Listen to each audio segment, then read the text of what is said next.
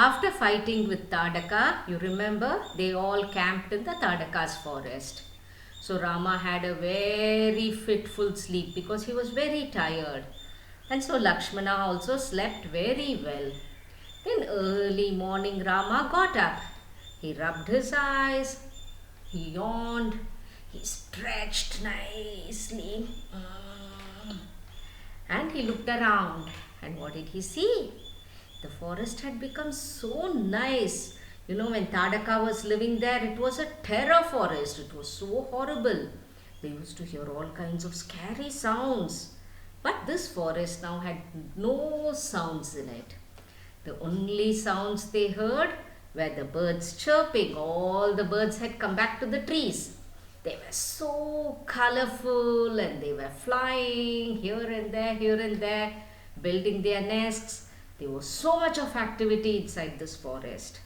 Then they could see the deers jumping around.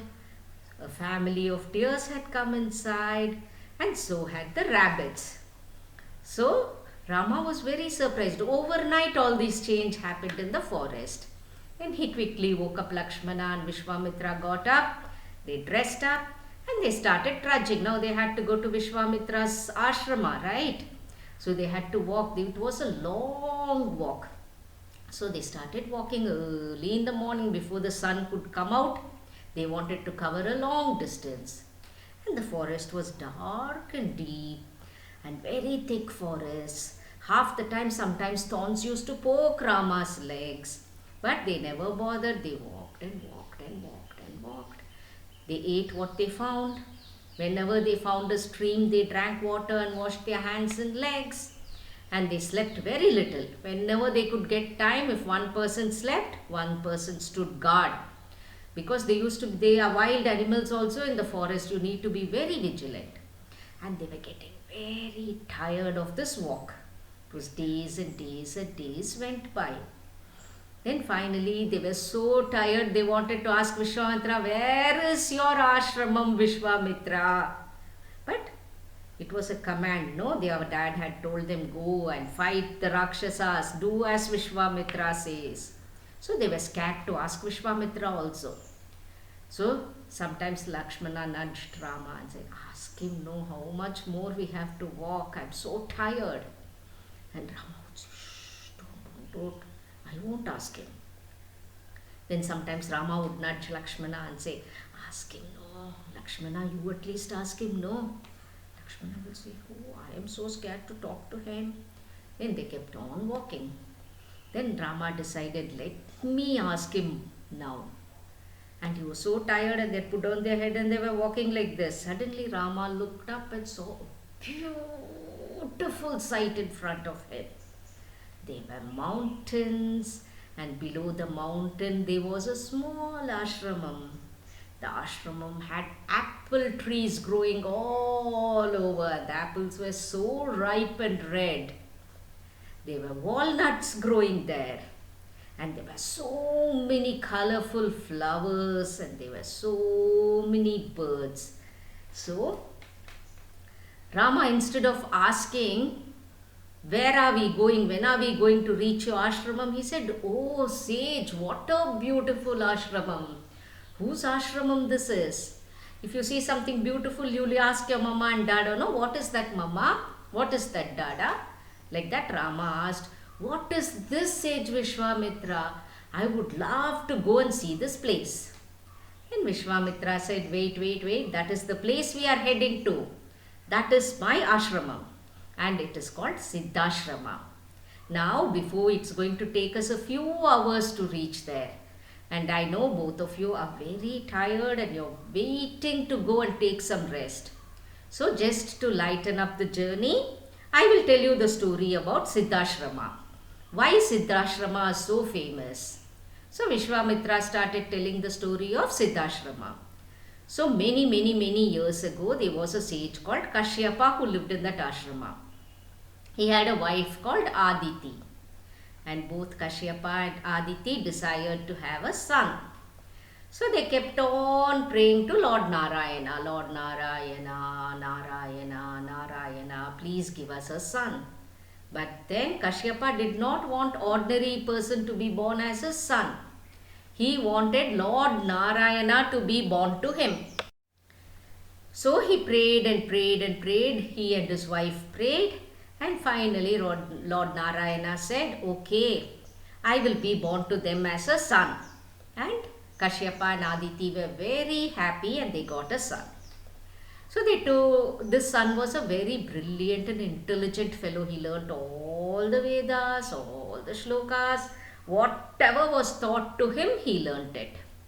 But he never grew up. His height was only so much.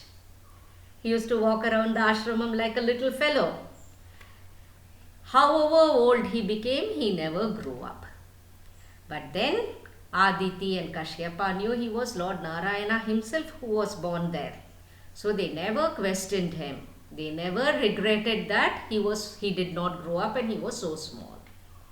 And in that same kingdom, there lived a king called Bali. And before we talk about Bali, what was this little boy's name? What did Kashyapa and Aditi name this little boy? They called him Vamana. They loved Vamana. Now there was this king called Bali in this kingdom. He was a mighty and powerful king. So the people called him Mahabali. So he was powerful and strong and mighty, and he had gone to Indraloka, Devaloka, fought everybody, and he was the ruler of the Devas, he was the ruler of the Maruts, he was the ruler of the Asuras, and everybody he was ruling. So he was very powerful,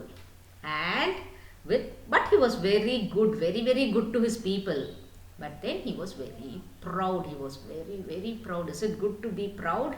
No. You should always be humble. However big and powerful you are, you have to be humble.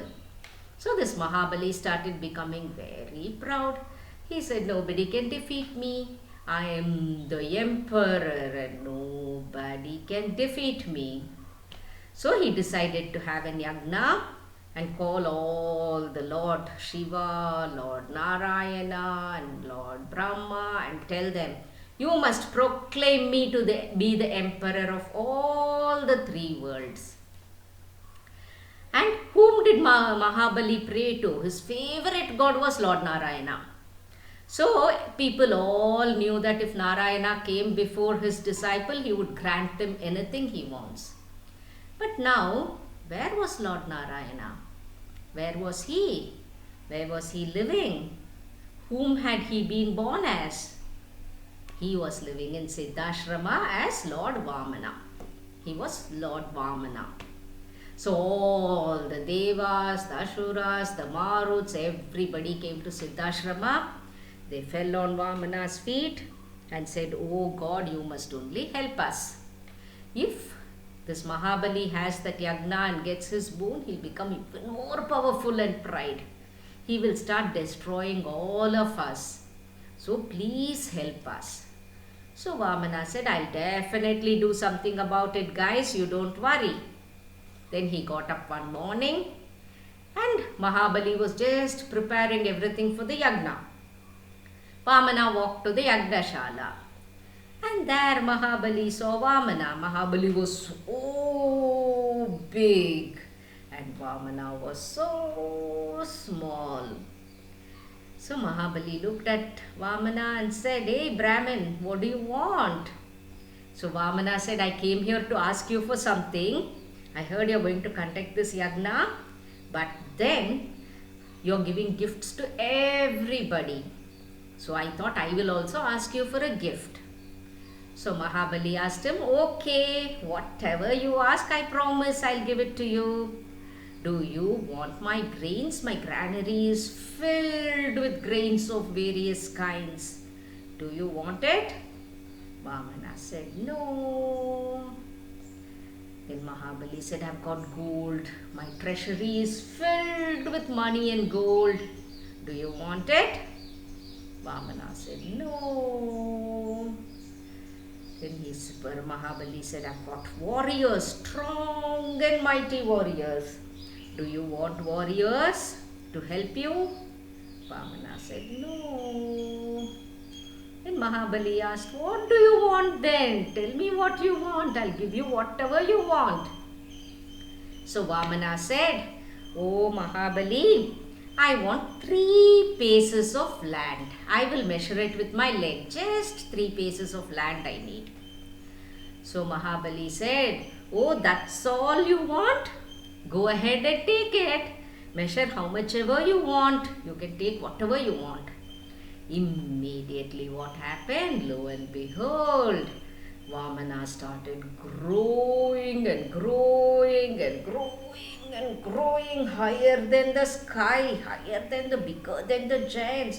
He grew to a massive size, and his feet became so big that he measured the full earth with one leg. 1 feet measured the full earth. Can you imagine how big he had become? Then with the next leg, he measured the heavens. He put the next leg on the heavens. And where will he keep his third leg, third feet? He has to measure 3 paces, no? Only 2 paces were done. What would he do with the third pace? So he asked Mahabali, "Mahabali, you said you're giving me 3 paces of land. Now I've got 2. Where should I place my feet next?" So Mahabali knew Lord Narayana himself had come to teach him a lesson. So Mahabali, since he was a very, very religious person and he loved Narayana, he told Narayana, "Please place your third leg on my head." So Narayana placed his feet on Mahabali's head, and Mahabali got pushed under the earth. You know, there was so much weight, no? When such a big leg somebody keeps on your head, what will happen? So Mahabali went into the Netherlands, and the earth and everything was saved of the Mahabali and his yagna. So there was no longer a proud emperor ruling the nation. So that is how Siddhashrama was very famous. It was the place where Vamana was born.